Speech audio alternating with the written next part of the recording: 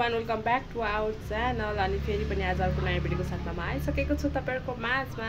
आज चाहिँ म चाहिँ एकदमै बिरामी हैन, मलाई चाहिँ बिरामीले कहिले पनि छोडेन। कहिले खोकी, कहिले रुगा, कहिले पिनास, कहिले के यस्तै यस्तै भइराछ हैन। अहिले पनि धेरै अलि 5 मिनेट जस्तो अब एकतार बोलिराख्यो भनेदेखि खोकी आइहाल्छ क्या। खोकी मरुन्जेल भमिट हुन्जेल आउँछ हैन। त्यही भएर म चाहिँ यहाँ कति थोरै औषधि बनाएर खानु पर्यो भनेर यहाँ दुध तताइरहेको छु। दुध र बेसार पकाएर खानु पर्यो भनेर हैन। अनि मेरो छोरो चाहिँ उहाँ छ हैन। मेरो छोरोको चाहिँ काम यस्तो भइरहेछ, यहाँ पुरै यस्तो गरिरहेछ हैन।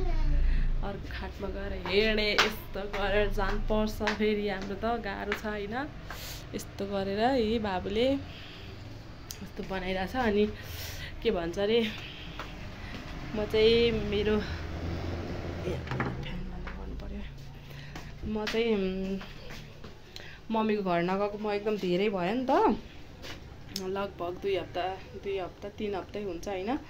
अनि आज चाहिँ हामी माइत जान लागेको, त्यही भएर म चाहिँ भिडियो पनि बनाऊँ न भन्ने हिसाबले चाहिँ बनाइरहेको छु। अनि धेरै समयसम्म नजाँदाखेरि त कस्तो लाग्दो रहेछ क्या आफूलाई पनि।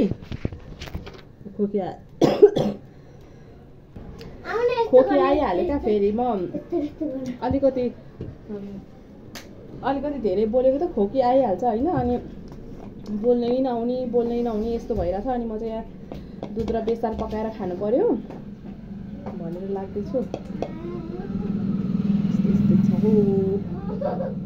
गाह्रो छ। अनि हामी चाहिँ आज त मम्मीको जान लागेको है। अनि कति भयो नि त 2-3 हप्ता जस्तै भइसक्यो। अनि धेरै समयसम्म नजाँदाखेरि त कस्तो हुने रहेछ। म त 2 हप्ता पनि 2 वर्ष जस्तो लाग्ने क्या। अनि आज चाहिँ गइदिउँ न त भन्ने हिसाबले भिडियो बनाइरहेको छु म चाहिँ हैन। अब यसो जस्तो भए पनि हालिदिनु पर्यो भनेर। अनि त्यही हो साथीहरू हैन।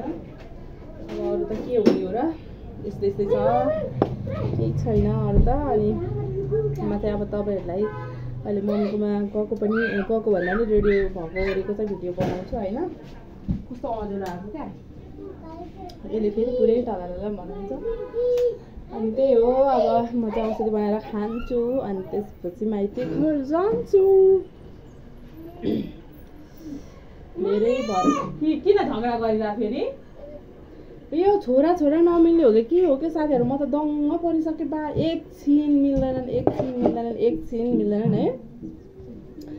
कराउनु पर्छ भने अब अर्को पनि सानै छ छना त हैन। कराउँदाको हैरान हुन्छ। म त नगर न भाइलाई नगर दाइलाई नगर भन्दै मेरो त सासै फुत्त निस्केर बाहिर आउला जस्तो लाग्छ कहिलेकाहीँ त। गाह्रो छ, बोल्न पनि धेरै भएको छैन कि कस्तो गाह्रो भइरहेछ। म चाहिँ यहाँ ग्लासमा हाल्न पर्यो। मोबाइल पनि राख्ने ठाउँ छैन, के गर्नु। मेरो छोराले के कुरा गर्नु र, सबै कपहरू फुटाएर अब बाँकी त टिकाउ हुनेवाला क्या। त्यही पनि यस्तो चाहिँ ल चाहिँ औषधि बेसार मात्रै पकाएको। बोल्नै हुन्न क्या, औषधिले पनि ठिक हुन्न है।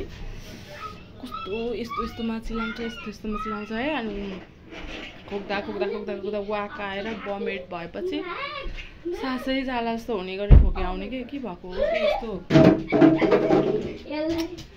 यहाँ कुरा नगर्नु। यहाँ चाहिँ यस्तो चलिरहेछ है। कहिले एकछिन फुर्सदले बस्न मिल्दैन हैन त। फेरि एउटा अर्को जिरे झन् यो जिरे त यति बदमास भयो नि। ल अब कहाँ चढेको त यो फेरि। अनि यहाँबाट लड्यो भने के हुन्छ थाहा छ? लड्यो भने चाहिँ के हुन्छ? अर्को हेर नि यहाँ कसले हो हेर फेरि किन बदमास भएको आयो।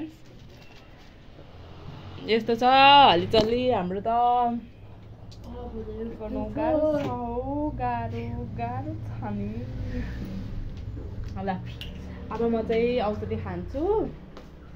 अलि तातो छ सेलाउँछ। अनि यस्तो भइरहेछ यहाँ मस्त बाफ आइरहेको छ, डर लागिरहेको छ।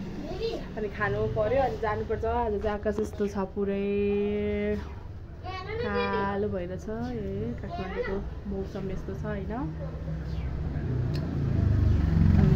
त्यही हो अब एकछिनमा जान्छौँ हामी अनि रमाइलो हुन्छ। उहाँ गएपछि त टक्क लाएर सबैजना मेरो टाउकै काटिरहेको रहेछ।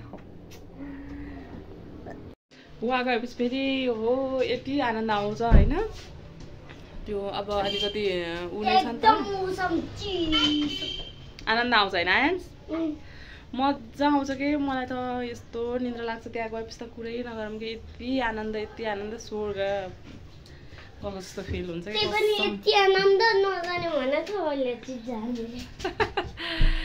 सन्चो छैन नि त। अनि मलाई चाहिँ म चाहिँ नजानी भएर बसिरहेको मम्मीले पनि गाह्रो भइरहेछ हिँड अब दिदीहरू सबैजना जानुहुन्छ भोलि अनि सबैजना जाउँ भन्दै हुनुहुन्छ। मम्मीले चाहिँ अब फेरि के भएको हो आजभोलि मलाई गाडीमा हिँड्नै नआउने भएको छ है। यस्तो के भएको क्या अब यो खोइ के हो यो मेरो शरीरलाई पनि एकछिन नगर न चाहनु।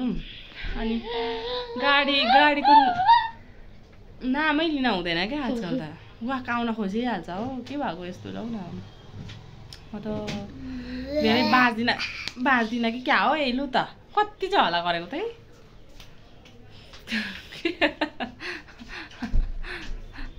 हो भने कति चाहिँ करा गर्छ नगर न भन्दा पनि अनि मान्दैन। त्यही भएर बजाइहाल्ने हो म फेरि गाह्रो छ।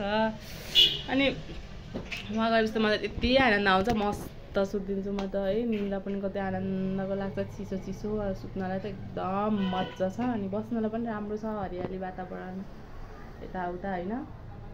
त्यही भएर आफ्नो माइती भनेको माइती नै हुने रहेछ। म त कस्तो के कहिलेकाहीँ त है म उताको मेरो पहिले जन्मेको ठाउँ क्या सम्झेर कस्तो रुन मन लाग्छ कहिलेकाहीँ त। मलाई त के भएको होला लौ न म त अनि सम्झिन्छु अनि त्यो आफूले खेलेको खाएको घुमेको होइन त्यो सम्झिँदाखेरि कस्तो लाग्यो के गर्यो ए छोडिदिसो न कहाँ फाले छोडिदियो। अनि त्यो सबै कुराहरू सम्झिने क्या अनि कस्तो नराम्रो फिल हुन्छ कहिलेकाहीँ। ल साथीहरू त्यही हो अब बाबुहरू नि हल्ला गरेर चाहिँ झगडा गरेर हैरान बनाउँछ यिनीहरूले। अब म चाहिँ आउँछ यो खान्छु बेसार दुध अनि त्यसपछि अब हामी जानको लागि रेडी हुनुपर्छ। लुगाहरू बाबुको अब सुलाहरू पनि हाल्नु पऱ्यो होइन। अनि भेस्टहरू टी सर्टहरू हाल्नुपर्छ। उसले पानी खेल्ने माटो खेल्ने त्यहाँ त अब मस्त माटो पानीहरू छ। लुगा त हेरिसक्नु बनाउँदैन खालि कुकुर बिरालो भैँसी गाई के देख्छ अनि रमाएर बस्छ। अब म चाहिँ लागेको है त। अब रेडी भएपछि एकचोटि झलक आउँछु है त साथीहरू है। अनि भेटौँला बेबी यता हेर त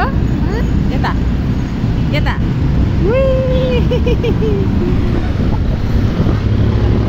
हामी चाहिँ हिँडेको अब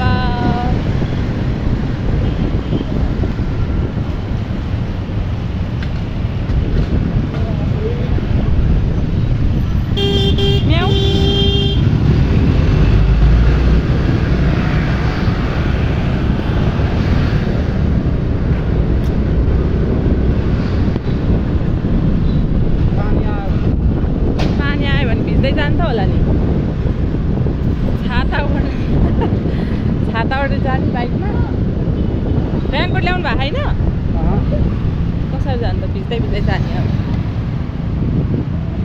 यो हिल्टन त हाम्रोबाट कता देखिन्छ के भयो किन हो यो हिल्टन होटल के